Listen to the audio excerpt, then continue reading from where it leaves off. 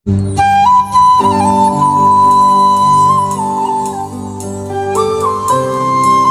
এখন অবস্থান করছি রাজশাহীর পদ্মাচরে। রাজশাহীর পদ্মাচরে সৌন্দর্য আপনাদেরকে দেখানোর চেষ্টা করবো। চলুন রাজশাহীর পদ্মাচর ঘুরে আসি।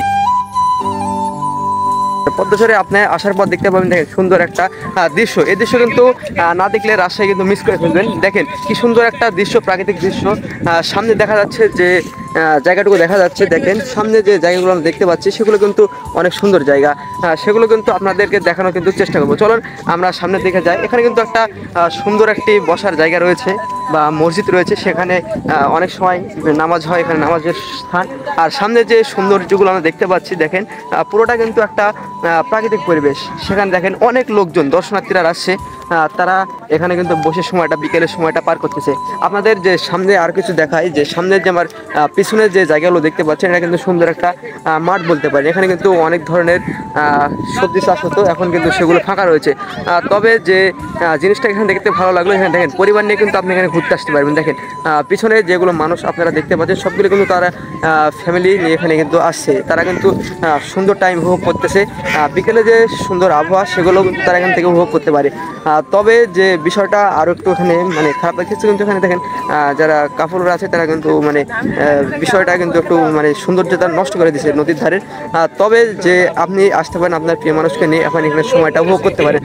সো আপনারা যারা আসবেন বিকেল টাইম আসবেন, দেখবেন সুন্দর একটা আবহাওয়া উপভোগ করতে পারবেন। আর একটা যে বিষয় জিনিস আপনাদেরকে বলি, যারা এখান থেকে পদ্মা চর থেকে সামনে যে একটা পদ্মা একটা চর দেখা যাচ্ছে, সেখানে আপনারা যাবেন। যাওয়ার সময় মানে আপনারা নৌকাতে বলে উঠবেন যে ভাড়া মিটিয়ে উঠবেন, আপনার ভাড়া কতটুকু লাগতে পারে। যদি না ওটা আপনাকে হেনস্থা করে বিভিন্ন ধরনের টাকা পয়সা বেশি নিতে পারে। আপনারা যাবেন, সেখান থেকে সুন্দর উপভোগ করতে পারবেন। তবে বিকেলের টাইম এখানে আসবেন। পদ্মাচরের বসে থাকার যে অনুভূতিটা একবারে অসাধারণ। দেখেন যে বাইরের জেলা থেকে, বিভিন্ন প্রান্ত থেকে তারা কিন্তু এখানে ছুটে চলে আসে শুধুমাত্র পদ্মা নদী ঘোরার জন্য। আমরা দেখতে পাচ্ছি যে সামনে যেটা নৌকাতে অনেক যাত্রীরা যাচ্ছে, তারা কিন্তু বিভিন্ন জেলা থেকে আসতে পারে, বিভিন্ন জায়গাতে আসতে পারে, তারা কিন্তু ঘোরার জন্য সামনের দিকে অবস্থান হচ্ছে। আর সামনে যেগুলো আমরা দেখতে পাচ্ছি, যে বীজটা আমরা দেখতে পাচ্ছি সামনে যে চর, সেটা মূলত আমাদের কিন্তু ইন্ডিয়ার চর হতে পারে। সেটা কিন্তু আমাদের ইন্ডিয়ার চর। এখান থেকে দেখা যাচ্ছে যে প্রায় অনেক দূর।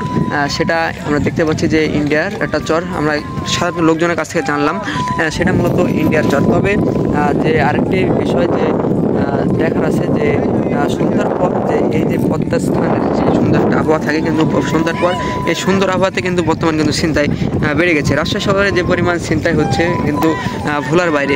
বর্তমান আমরা বিভিন্ন নিউজে দেখে থাকি রাজশাহীতে ছিনতাই, সেগুলো কিন্তু এই পদ্মার পাড়ে হয়। যারা সন্ধ্যা পর্যন্ত অবস্থান করবেন রাজশাহীর পদ্মাচরে, তারা সাবধানে থাকবেন। সন্ধ্যার পর দেখবেন যে অনেক টোকাই ছেলেপেলেরা আপনার কাছে ফোন মানিব্যাগ এগুলো ছিনতাই করতে পারে। তবে আপনারা যারা এখানে ঘুরতে আসবেন, দর্শনার্থী আসেন, বাইরের জেলা থেকে আসবেন, যারা রাজশাহীতে থাকেন, তারা আসবেন কখন, যে বিকেলবেলা আসবেন, সুন্দর উপভোগ করবেন। তারপর সন্ধ্যা আজানের সময় আপনার এখান থেকে চলে যাবেন। তাছাড়া কিন্তু আপনারা কিন্তু বিপদে পড়তে পারেন। এটা কিন্তু একটা বড় এখন রাজশাহীতে একটা সমস্যা সৃষ্টি হয়েছে।